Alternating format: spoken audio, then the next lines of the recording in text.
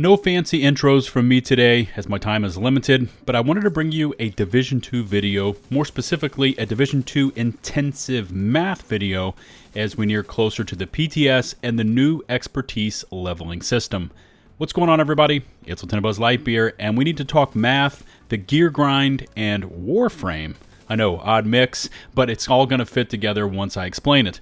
But before we dive into this video, please take a moment to smash that sub button and ring the bell to receive all future upload notifications from my channel. Let's get this one started.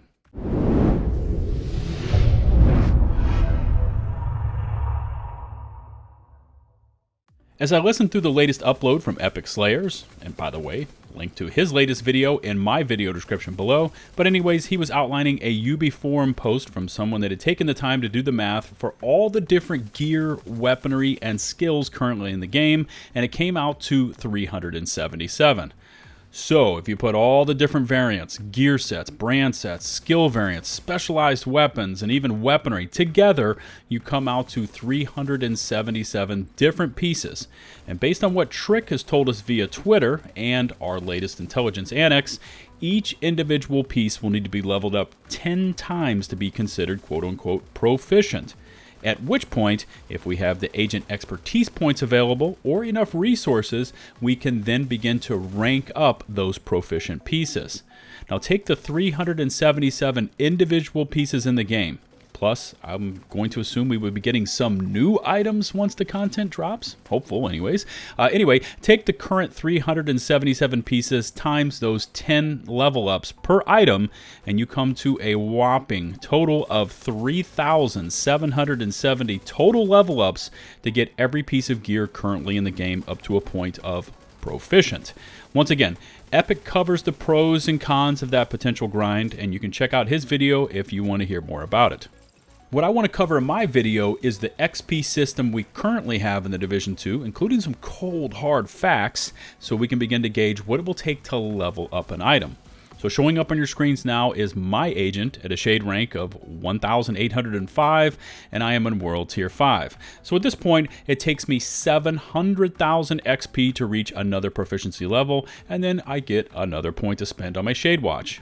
Now, what is super important to know here is how XP currently works in the Division 2. There are other small gains, but the two major areas we accumulate XP is through kills and mission completions. Once again, look at my character, and you can see that I'm currently at 597,682 on my XP bar before beginning the Federal Emergency Bunker mission on Heroic difficulty, and I do have the Fog of War directive active for a bonus of 25% more XP. Now, as I run through the mission, I will steadily rack up kill XP, and then at mission completion, I will receive the largest bonus, which is the mission completion. All right. Here you can now see me at the end of the mission, but I haven't yet spoken with Maya to finish it up and receive my mission completion bonus. My XP bar is now at 100,722.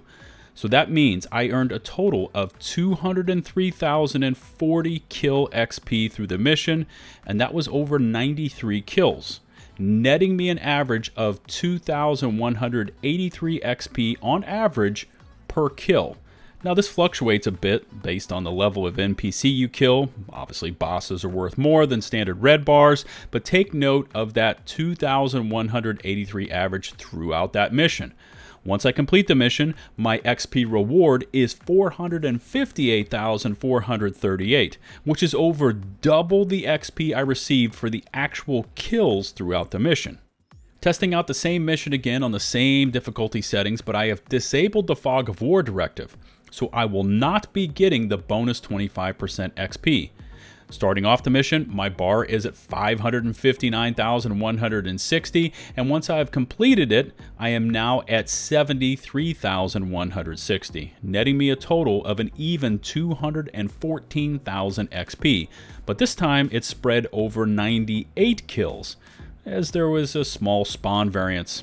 But if you take the 214,000 XP and divide now by 98 kills, the average, remarkably, comes out to the exact same 2,183 XP on average per kill. Now, more on this in a moment, but as I finish up the mission, my XP is 366,750 for the completion, which interestingly is only a 20.1% difference and not the 25% difference shown in the Fog of War directive text. But anyways, back to that kill XP, and did you notice that even with Fog of War on, it did not budge? It still held at that average of 2,183 XP per kill. And this is what I want to focus in on, because how the new expertise leveling system registers and applies XP towards proficiency ranks, although yet unknown, is vitally important.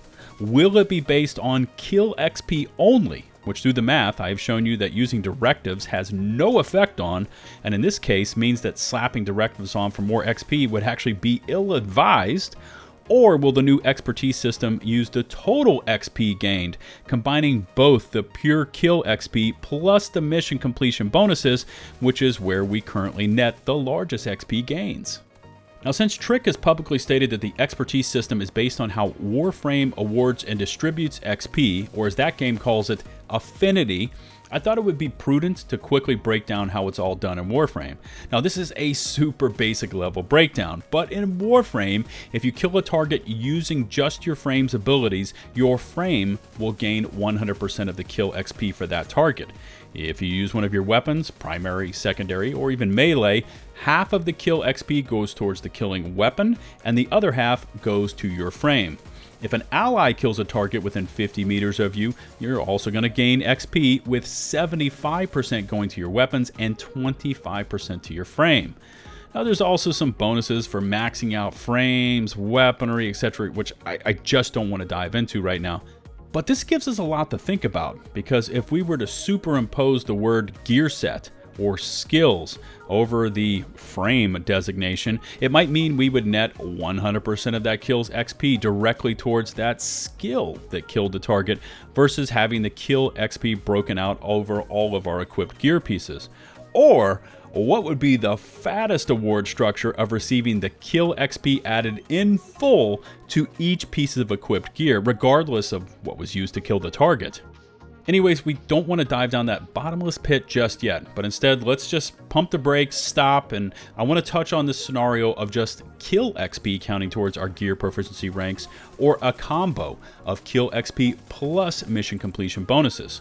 Now, if the studio decides not to touch the current XP needed to reach another proficiency rank, and remember how when I showed you that for me, that is 700,000 points needed, and they only go with applying kill XP towards that level up, we would need roughly 321 kills with a specific weapon using that 2,183 average kill XP per target figure I discussed earlier.